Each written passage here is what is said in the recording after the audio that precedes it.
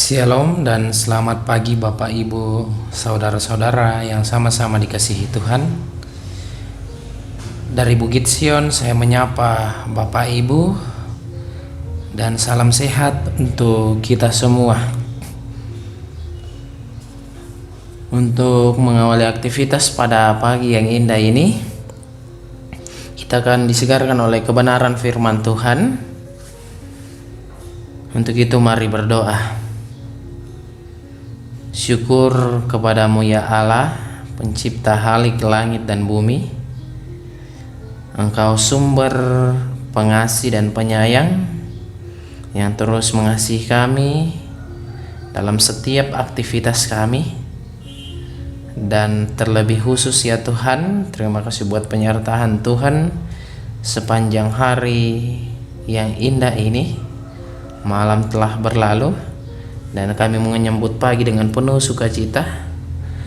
Dan melandasi pagi kami pada hari ini, kami akan belajar mengenai firman-Mu untuk memampukan kami dalam menjalani hari-hari ini. Kami percaya Engkau terus bersama-sama dengan kami. Terima kasih ya Tuhan, kami siap untuk mendengarkan firman kebenaran-Mu. Dalam Kristus Yesus, itulah yang menjadi Tuhan dan Juru Selamat kami. Amin. Pembacaan kita pada pagi yang indah ini terambil dari 1 Petrus 5. 1 Petrus 5 ayat 1 sampai ayatnya yang ke-11. 1 Petrus 5 ayat 1 sampai ayatnya yang ke-11. Gembalakanlah kawanan dombaku. Aku menasihatkan kamu, aku menasihatkan para penatua di antara kamu. Aku sebagai teman penatua dan saksi penderita Kristus yang juga akan mendapat bagian dalam kemuliaan yang akan dinyatakan kelak. Gembalakanlah kawanan domba Allah yang padamu jangan dengan paksa, tetapi dengan sukarela sesuai dengan kehendak Allah. Dan jangan karena mau mencari keuntungan, tetapi dengan pengabdian diri. Janganlah kamu berbuat seolah-olah kamu mau memerintah atas mereka yang dipercayakan kepadamu, tetapi hendaklah kamu menjadi teladan bagi kawanan domba itu. Maka kamu, apabila Gembala Agung datang, kamu akan menerima mahkota kemuliaan yang tidak dapat layu. Demikian juga kamu, hai orang muda, tunduklah kepada orang-orang yang tua. Dan kamu semua, rendahkanlah dirimu seorang terhadap yang lain, sebab Allah menentang orang-orang yang congkak, tetapi mengasihani orang-orang yang rendah hati. Karena itu, rendahkanlah dirimu di bawah tangan Tuhan yang kuat, supaya kamu ditinggikannya pada waktunya. Serahkanlah segala kekhawatiranmu kepadanya, sebab Ia yang memelihara kamu. Sadarlah dan berjaga-jagalah, lawan musuh iblis berjalan-jalan keliling sama seperti singa yang mengaum-ngaum dan mencari orang-orang yang dapat ditelannya. Lawanlah dia dengan iman yang teguh, sebab kamu tahu bahwa semua saudaramu di seluruh dunia menanggung penderitaan yang sama. Dan Allah, sumber segala kasih karunia yang telah memanggil kamu dalam Kristus kepada kemuliaannya yang kekal, akan melengkapi, meneguhkan, menguatkan, dan mengokohkan kamu sesudah kamu menderita seketika lamanya. Ialah yang empunya kuasa sampai selama-lamanya. Amin. Firman Tuhan. Sedemikian jauh firman Tuhan yang boleh kita bacakan, yang dikatakan berbahagia kita yang masih boleh diperkenankan untuk membaca dan memperlakukan firman Tuhan dalam kehidupan kita sehari-hari. Shalom Bapak Ibu kekasih, saudara-saudara kekasih dalam Yesus Kristus. Tema kita pada pagi yang indah ini yaitu pakailah kerendahan hati. Kerendahan hati adalah salah satu kebajikan yang seharusnya kita miliki dalam hidup ini. Namun karakter ini jarang ditemukan dalam diri seseorang. atau diri orang banyak. Ada seseorang yang mengatakan bahwa kerendahan hati adalah ketenangan jiwa yang sempurna. Mengapa? Karena dalam kerendahan hati, saya tidak mengharapkan apapun dan tidak merasakan apapun yang dilakukan terhadap saya. Saya tetap tenang meski tidak diberikan pujian, dipersalahkan, bahkan dihina. Itu kerendahan hati yang dimaksudkan salah seorang yang bernama Andre Murray. Bapak, Ibu, serta saudara-saudara yang sama-sama dikasihi Tuhan, dalam surat Petrus menekankan bahwa kerendahan hati ketika ia memberi nasihat kepada para penatua dalam menggembalakan kawanan domba Allah.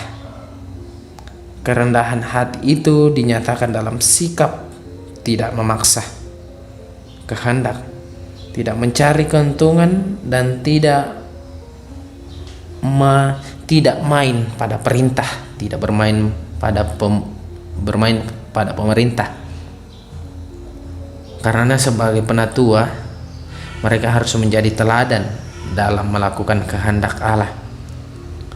Kerendahan hati dalam pola kepemimpinan jemaat juga dapat dijabarkan dalam penggembalaan yang melibatkan, memberdayakan, dan mencerdaskan.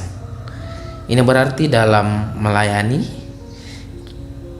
harus ada kesadaran bahwa mereka dipanggil Allah bukan karena mereka lebih hebat dari orang lain, tetapi semata-mata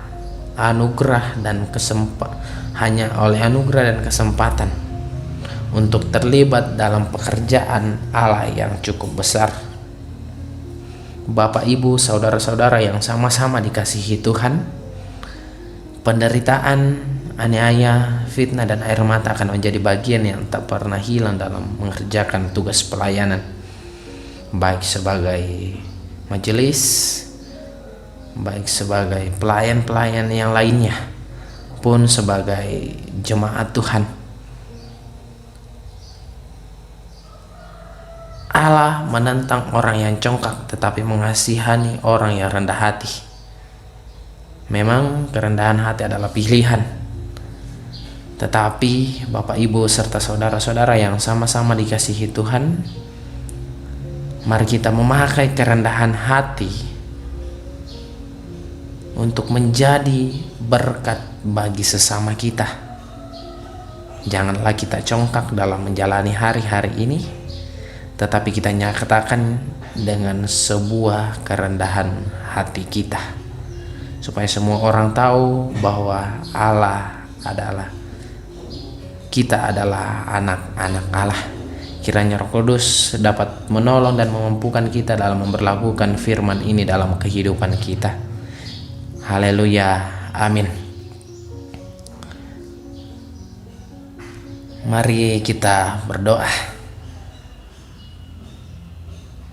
Bapa kami yang ada di sorga, Bapa yang kami sapa di dalam anak-Mu Yesus Kristus,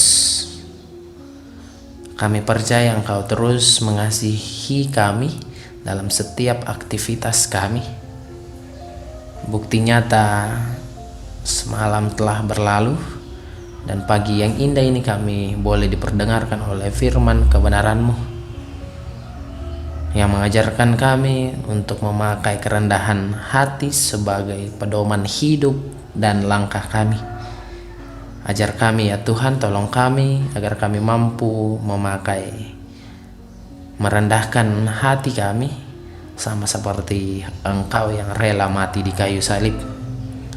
Terima kasih ya Tuhan buat firman yang kedengaran di telinga kami masing-masing. Bapa di sorga, kami berdoa untuk setiap kami jemaat Tuhan dimanapun mereka berada. Kami percaya baik sebagai orang tua dalam tugas dan tanggung jawab dalam pekerjaan, pun sebagai ibu rumah tangga, kami percaya Tuhan terus bersama-sama dengan mereka agar apa yang ia lakukan dapat terjadi sesuai dengan kehendak-Mu saja, dan di situ nama Tuhan tetap dipuji dan dimuliakan. Allah Bapa dalam kerajaan sorga, kami berdoa juga untuk pemuda-pemudi, anak-anak sekolah minggu. Tuhan terus turut campur tangan dalam setiap aktivitas, terkhusus dalam pendidikan ya Tuhan. Tuhan terus menjaga, menopang, memberikan hikmat dan kebijaksanaan dalam menempuh pendidikan buat pemuda-pemudi yang mencari pasangan hidup dan mencari pekerjaan. Tuhan terus bukakan jalan, berikan yang terbaik agar apapun yang ia lakukan itu demi hormat dan kemuliaan nama Tuhan saja. Bapa di sorga, berkati juga para janda, duda, yatim piatu. Engkau terus bersama-sama dengan mereka agar apa yang mereka lakukan itu terus nyata kasih Tuhan di dalam setiap aktivitasnya. Bapa di sorga, kami juga berdoa untuk jemaat Tuhan yang dalam kelemahan tubuh. Tuhan datang sebagai dokter yang tidak kelihatan, yang menjamah sakit penyakit yang ia rasa sakit, sehingga ia dapat memperoleh kesembuhan, tentunya asalnya daripada-Mu. Bapa di sorga, kami berdoa untuk jemaat Tuhan yang dalam kedukaan. Tuhan datang sebagai penghibur yang sejati, karena kami percaya penghibur yang sejati hanya asalnya daripada-Mu. Ya Tuhan, kami juga berdoa untuk kegiatan kami sepanjang hari yang indah ini. Kami percaya Engkau terus bersama-sama dengan kami, yang tak pernah meninggalkan kami. Bapa di sorga, inilah syafaat kami, inilah syukur kami, tetapi bukan kehendak kami yang menjadi, melainkan kehendak Bapa yang di sorga yang terjadi. Di dalam dan demi anak-Mu Yesus Kristus, itu yang menjadi Tuhan dan Juru Selamat kami yang hidup. Amin. Demikianlah renungan hari Toraya dari Bukit Sion. Saya menyapa Bapak.